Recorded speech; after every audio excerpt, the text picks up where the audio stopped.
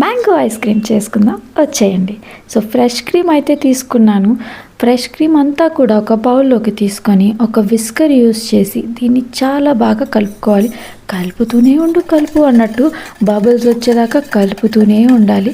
ఒకసారి అది వచ్చేసాక మిల్క్ మేడ్ యాడ్ చేసుకోవాలి. సో మనకి స్వీట్నెస్ ఎంత కావాలి అనే దాన్ని బట్టి మిల్క్ మేడ్ యాడ్ చేసుకోవాలి. ఈ మిల్క్ మేడ్ యాడ్ చేసుకున్నాక fresh cream and milk made కూడా బాగా కలుపుకోవాలి.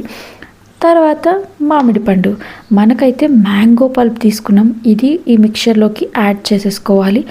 దీన్ని కూడా మనం చాలా బాగా కలపాలి. మ్యాంగో పల్ప్ థిక్గా ఉండడం వల్ల కలపడం కొంచెం ఇబ్బంది అవుతుంది, కానీ బాగా కలిసే వరకు కలుపుకొని మనకి మంచి ఎల్లో కలర్లో ఎక్కడ కూడా క్రీమ్ది వైట్ లేయర్ లేకుండా చక్కగా కలుపుకొని దీన్నైతే మూత పెట్టేసి మనం పట్టుకొని వెళ్ళి ఫ్రిడ్జ్లో పెట్టేసుకోవాలి.